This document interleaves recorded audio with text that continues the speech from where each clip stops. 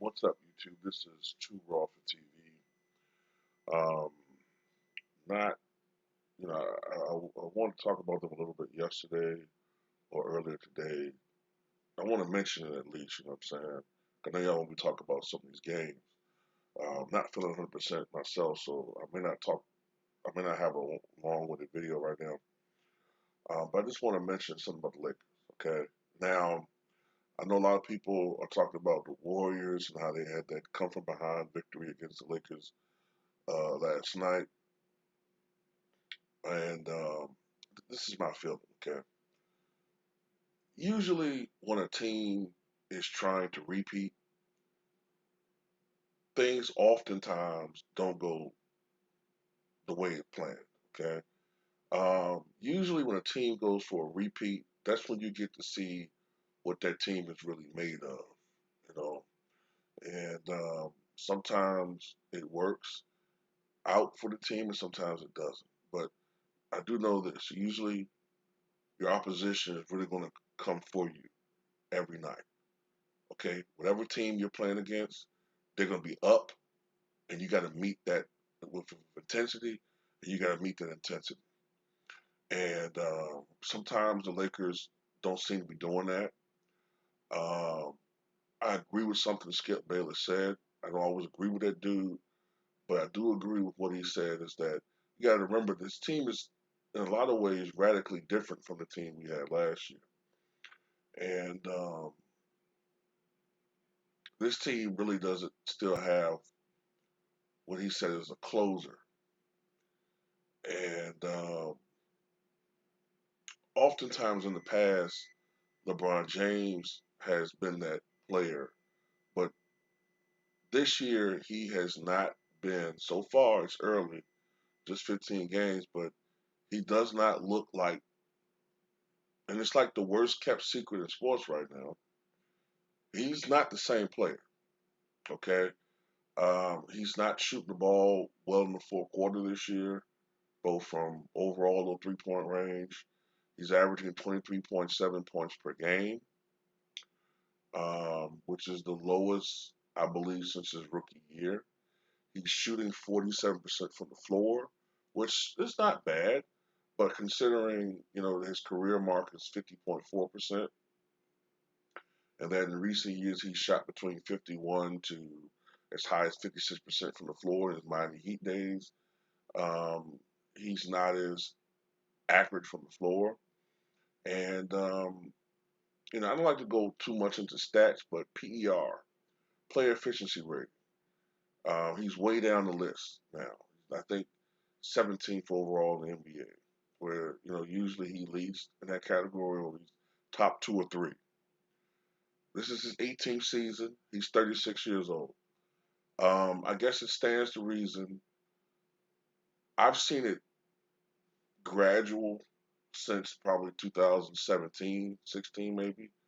A slippage in his game. First was on the defensive end, but now we kind of see LeBron James is now entering probably that part of his career where he can no longer on a daily basis or a prolonged stretch carry a team. He's going to have nights where he's still going to look kind of like the same LeBron, but consistently the way he's done it since 2003 or 4 all the way to like 1 or 2 years ago, you're not going to see that as much. Now, the thing is, and what I always thought what should happen is as LeBron James starts to age, Anthony Davis needs to step up. He's not doing that. As a matter of fact, he's taking a lot of steps backwards. Last year, I think AD averaged 26 points a game. This year, he's averaging 21 points a game. His blocks are down. His overall defensive effort is not, this season has not been what it once was. I don't know what that is, but if LeBron James is not going to be as offensively aggressive this year as he was last year, the slack has to be made up mostly by AD. Okay, technically, AD is probably at this stage their best player.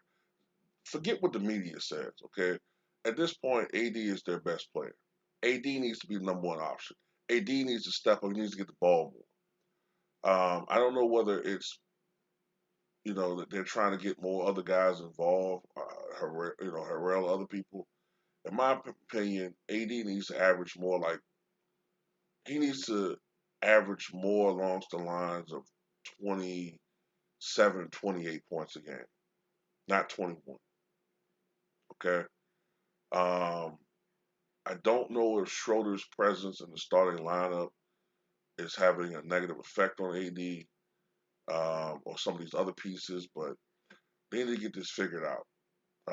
They're 11-4. They're still probably amongst the favorites to make it to the finals. Look like the same to me, at least. They're not quite as dominating,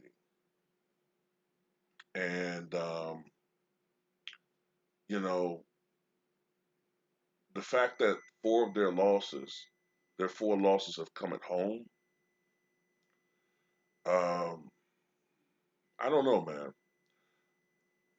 I'm just not certain that the Lakers are what people were advertising them to be at the beginning of the season. We have to see. Um, I'm still not convinced. The Clippers, I'm not going to go down that rabbit hole again with them. They're too inconsistent. So the Lakers, to me, still are a team that probably will go to the NBA Finals until I'm convinced otherwise. Uh, but the competition overall has stepped up, you know. So we're going to see. We're going to see what transpires this season. But that was a hell of a comeback by the Golden State Warriors. They are playing far above my expectations. It looks like I might have to pay off that $100 debt to Supermac Defunk, or the fuck his name is. They make the playoffs. I gotta pay it off. You know what I'm saying? But we'll see. We'll see. And that's another thing too. Before I go,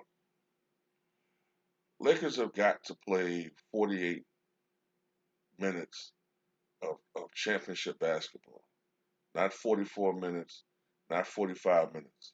Okay. Um, Never underestimate your opponent. Don't just think because your opponent is down 17, 18 points and the game is over. First of all, you're playing against the Golden State Warriors, who might be down right now, but they are a team with a championship overall mentality and DNA. Okay? And also, in this era with the 3-point shot, it doesn't take long to get a team back into a game. You know what I'm saying? You can be up 18 points with 4 minutes to go, but all the team needs is a couple of stops and three or four 3-point baskets, and we're down to a 6-point game. So in this era, don't ever put your foot off the pedal, and we'll see, man. Tell me what you guys think. And also, LeBron hates losing to Steph Curry. Okay, um, he might say nice things about him, but he hates losing to Steph Curry. He sees Steph Curry as an inferior player. I think personally he dislikes the Warriors because they've gotten in his way as far as championships are concerned. You know what I'm saying?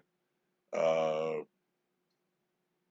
I think he hates both the Warriors and the Celtics from the old, from the late 2000s because he sees those teams as like gotten in his way as far as his legacy. Like if it wasn't for the Boston Celtics, he feel like maybe he would have had even more final appearances. And if it wasn't for the Warriors, he might have had a couple more rings, you know. But it is what it is. Tell me what you guys think.